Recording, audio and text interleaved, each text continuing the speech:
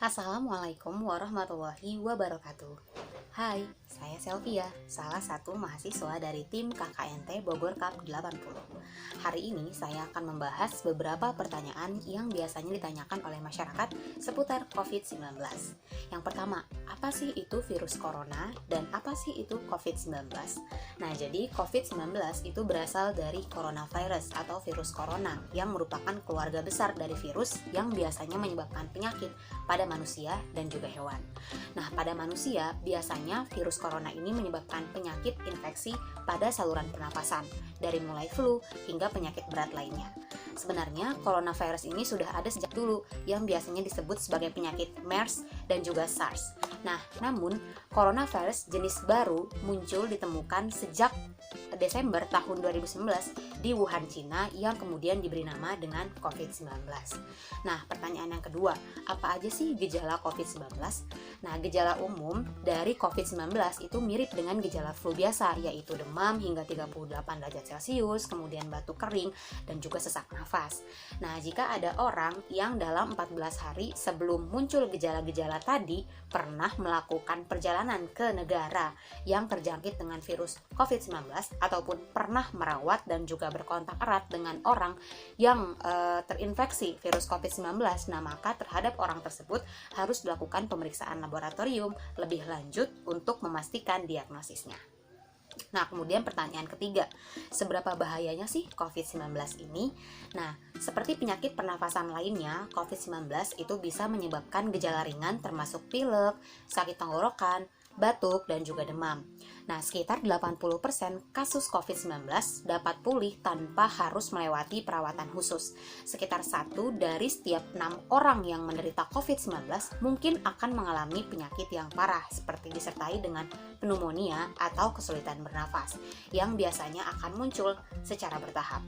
Nah, walaupun angka kematian penyakit COVID-19 itu masih rendah, yaitu sekitar 3% dari keseluruhan orang yang menderita penyakit ini, tapi bagi orang yang berusia lanjut dan juga orang yang memiliki penyakit bawaan atau komorbid seperti diabetes, darah tinggi, ataupun penyakit jantung, COVID-19 ini dapat sangat-sangat berbahaya dan juga mematikan.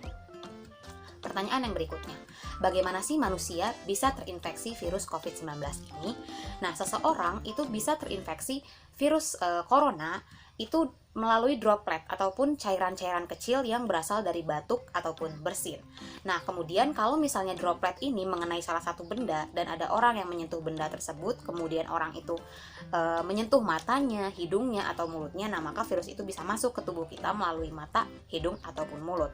Nah, maka dari itu penting untuk kita menjaga jarak kurang lebih 1 meter dengan orang yang sakit. Nah, kemudian yang kelima, apa sih cara-cara yang bisa kita lakukan untuk mencegah penyakit ini? Nah, beberapa cara yang bisa kita lakukan untuk mencegah penularan virus COVID-19 ini adalah yang pertama, menjaga kesehatan dan juga kebugaran dari tubuh agar stamina tubuh tetap prima dan sistem imunitas ataupun kekebalan tubuh tetap meningkat. Nah, kemudian yang kedua, sering-sering mencuci tangan dengan benar secara teratur menggunakan air yang mengalir dan juga sabun atau hand sanitizer berbasis alkohol. Mencuci tangan sampai bersih selain bisa membunuh virus, juga bisa menjadi salah satu tindakan yang mudah dan juga murah.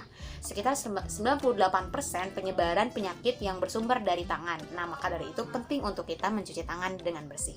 Kemudian, ketika batuk dan bersin, kita harus menutup hidung dan juga mulut kita agar kita tidak menjadi penyebar penyakit bagi orang lain. Kemudian gunakan masker dengan benar dan juga menunda perjalanan ke daerah yang terpapar COVID-19. Dan yang terakhir nih, jangan lupa vaksinasi. Nah, untuk pertanyaan dan juga jawaban seputar vaksinasi akan dijelaskan oleh rekan saya. Terima kasih. Halo, perkenalkan saya Wildan dan saya akan menjawab beberapa pertanyaan yang sering kali ditanyakan mengenai vaksin. Nah, apa itu vaksinasi? Vaksinasi adalah proses dalam tubuh di mana seseorang menjadi kebal atau terlindungi dari suatu penyakit sehingga apabila saat terpapar dengan penyakit tersebut maka tidak akan sakit atau hanya mengalami sakit ringan, biasanya dengan pemberian vaksin. Nah, apa itu vaksin? Vaksin adalah produk biologi yang berupa antigen berupa mikroorganisme atau bagiannya atau yang dihasilkan yang telah diolah sedemikian rupa sehingga aman, yang apabila diberikan kepada seseorang akan menimbulkan kekebalan spesifik secara aktif terhadap penyakit tertentu. Nah, apakah vaksin itu obat? Nah, vaksin itu bukanlah obat. Vaksin mendorong pembentukan kekebalan spesifik tubuh agar terhindar dari tertular ataupun kemungkinan sakit berat selama belum ada obat yang definitif untuk COVID-19. Maka vaksin COVID-19 yang aman dan efektif serta perilaku 3M adalah upaya perlindungan yang bisa kita lakukan agar terhindar dari penyakit COVID-19. Nah, bagaimana vaksin bisa bekerja dalam tubuh untuk melindungi kita? Yang pertama, vaksin adalah produk biologi yang diberikan kepada seseorang untuk melindunginya dari penyakit yang melemahkan, bahkan mengancam jiwa. Yang kedua, vaksin akan merangsang pembentukan kekebalan terhadap penyakit tertentu pada tubuh seseorang. Yang ketiga, tubuh akan mengingat virus atau bakteri membawa penyakit, mengenali dan tahu cara melawannya. Nah, apakah vaksin COVID-19 itu dipastikan aman? Vaksin yang diproduksi massal sudah melewati proses yang panjang dan harus memenuhi syarat utama, yakni aman, ampuh, stabil, dan efisien dari segi biaya. Aspek keamanan vaksin dipastikan melalui beberapa tahapan uji klinis yang benar dan menjunjung tinggi kaidah ilmu pengetahuan, sains, dan standar-standar kesehatan. Intinya, pemerintah tidak tergesa-gesa dalam pelaksanaan vaksinasi dan tetap mengedepankan aspek keamanan dan manfaat atau keampuhan vaksin. Pemerintah hanya menyediakan vaksin COVID-19 yang terbukti aman dan lolos uji klinis serta sudah mendapatkan Emergency Use of Authorization atau EUA dari BPOM. Apabila divaksin kita pasti kebal terhadap COVID-19, seperti yang sudah dijelaskan, vaksin tidak 100% membuat kita kebal dari COVID-19, namun akan mengurangi dampak yang ditimbulkan jika kita tertular COVID-19. Untuk itu, meskipun sudah divaksin, kami merekomendasikan kepada masyarakat untuk tetap melakukan 5M. Nah, apakah benar vaksinasi COVID-19 merupakan langkah terbaik untuk menghentikan pandemi COVID-19? Nah, Indonesia menjadikan pelaksanaan vaksinasi COVID-19 sebagai bagian dari strategi penanggulangan pandemi COVID-19, di mana pelaksanaan vaksinasi COVID-19 ini bertujuan untuk melindungi masyarakat dari infeksi SARS-CoV-2 yang dapat menyebabkan kesakitan dan kematian akibat COVID-19.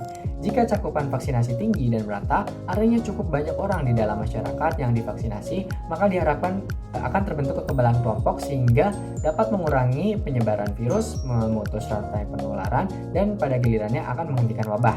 Dengan diperkuatnya imunitas masyarakat, produktivitas juga akan meningkat sehingga meminimalkan dampak ekonomi dan sosial yang selama ini menjadi salah satu isu utama pandemi COVID-19 di samping kesakitan dan kematian.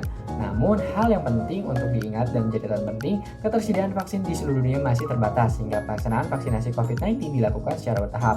Oleh karena itu, pelaksanaan vaksinasi COVID-19 tetap harus dibarengi dengan penerapan protokol kesehatan yang ketat seperti menggunakan masker, mencuci tangan, dan menjaga jarak 1-2 meter. Hal ini tidak hanya berlaku di Indonesia, tapi di seluruh dunia mengalami dan harus melakukan hal yang sama. Sekian dari saya, stay healthy, dan sampai jumpa. Assalamualaikum warahmatullahi wabarakatuh. Halo, nama saya Melin. Hari ini saya akan membahas tentang isolasi mandiri, ya isoman. Banyak pertanyaan-pertanyaan yang masih belum paham tentang isolasi mandiri. Itu seperti apa dan bagaimana? Nah, ikutin aja ya.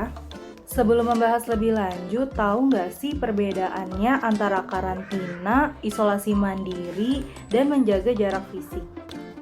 Baik, yang pertama saya akan menjelaskan tentang karantina yang berarti membatasi kegiatan atau memisahkan orang yang tidak sakit namun mungkin saja terpapar virus COVID-19 yang biasanya sehabis perjalanan jauh, tujuannya untuk mengurangi penularan penyakit pada orang yang baru mengalami gejala. Selanjutnya ada isolasi mandiri atau isoman, adalah memisahkan orang yang sakit dengan gejala COVID-19 dan mungkin menular guna mencegah penularan terhadap orang-orang sekitar atau orang-orang yang ditemui. Nah, selanjutnya menjaga jarak fisik, yaitu menjaga jarak setidaknya 1 meter dari orang lain. Selanjutnya, ada pertanyaan tentang isolasi mandiri. Yang pertama, apakah orang yang isolasi mandiri boleh berjemur? Nah, untuk jawabannya tergantung. Sebelum berjemur, pastikan tempat untuk melakukan isolasi mandiri berada di tempat yang jauh dari orang-orang banyak. Ketika tempatnya sudah dirasa terkondisikan, pasien boleh berjemur sekitar pagi pukul 7 sampai 7.30 selama 30 menit saja. Dan pastinya juga harus selalu sesuai dengan protokol kesehatan seperti memakai masker, kemudian selalu mencuci tangan dengan sabun dan air mengalir, dan barang-barang yang tersentuh itu juga harus segera dicuci. Nah, berjemur itu bagus untuk membantu proses pemulihan dan membentuk provitamin D yang ada di tubuh kita menjadi vitamin D dengan bantuan sinar matahari.